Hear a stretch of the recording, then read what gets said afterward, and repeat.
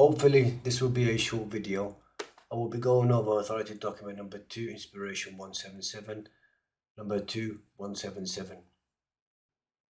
I will present you with the current translation and interpretation of 2177 by the so-called scholars, and then I will be going over 2177 with my interpretation and translation. And then you can compare the two yourselves and reflect what makes more sense to you. 2177 as translated by the so-called Muslims. It is not righteous that you turn your faces towards east and west, but righteousness is the one who believes in God, the last day, the angels, the book, the prophets, and gives his wealth, in spite of love for it, to the kinsfolk, to the orphans, and to the poor, and to the wayfarer, and to those who ask, and sets slaves free, performs prayer and gives charity, and who fulfill their covenant when they make it, and who is patient in extreme poverty and disease, and at the time of fighting. Such are the people of the truth, and they are pious. So as we can see from the so-called scholars' interpretation of 2177, those who are righteous are those who believe in God. So in other words, if you do not believe in God, you are not righteous. And the righteous are those who believe in the last day. So most of the world's population are not righteous. The angels, again, if you don't believe in the angels, therefore you're not righteous. The book, it says the book. So specifically it's talking about the Quran. So anyone who does not believe in the Quran are not righteous. And the prophets.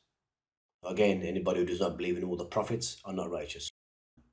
The righteous are those that give of their wealth in spite of love for it.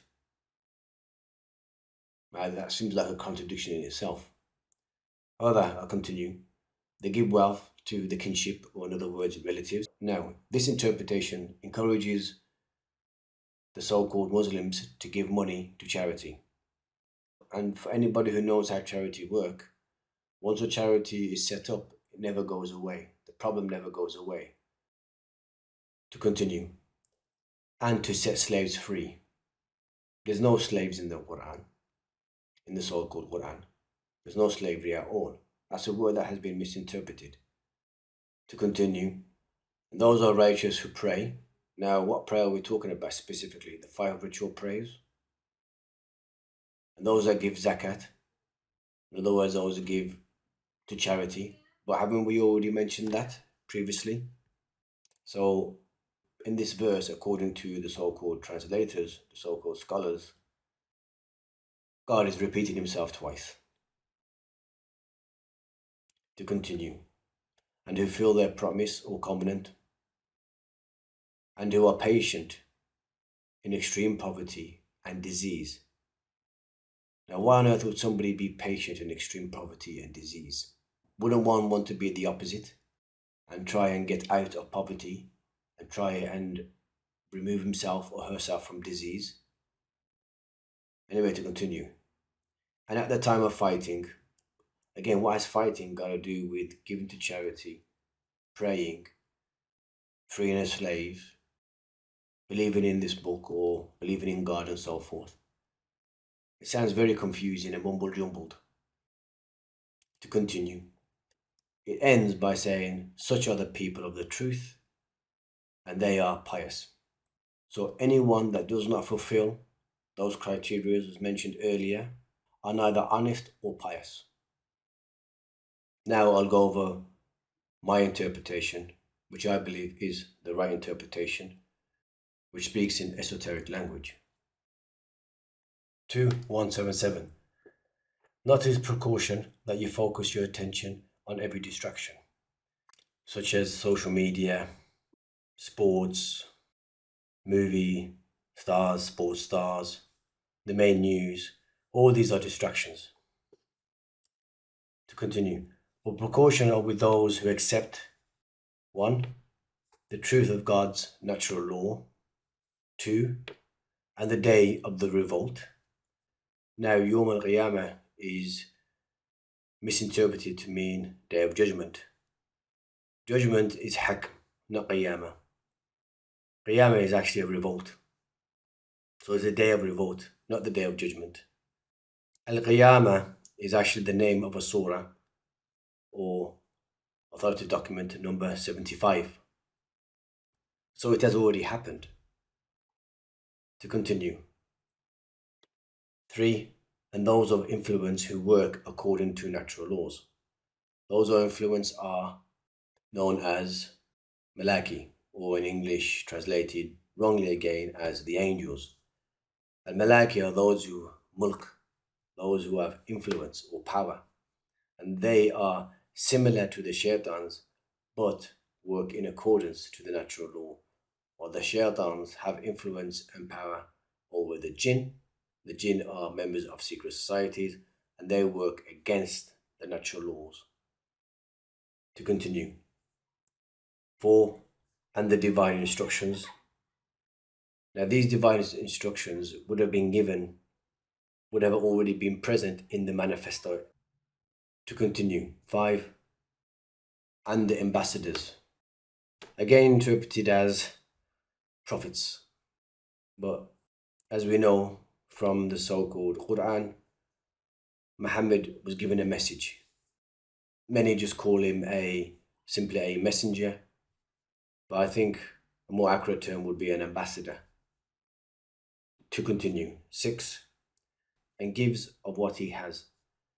Not necessarily wealth, that could also mean wisdom, skills, use of land, education, equipment, and so forth. To continue. Because he wants to, whether it be to 1. Those who are close to him. Again, that's not specific to relatives or family. It may very well be referring to those in his organization or those with similar ideology as him. To continue. And or to those who do not have a role model and or those who are easily manipulated and or those whose very nature is to get involved in the betterment of man, and or to those who call upon the masses to assist in the betterment of man, and they all must satisfy the following condition. 1. Are on call at any moment needed. 2. Understand natural law. 3. Are disciplined. 4. And keep their word of honor. And 5. Are steadfast during challenging times and oppression. Here they are then. These who accept the truth, and these are those who are prepared. So you have heard two quite different interpretations.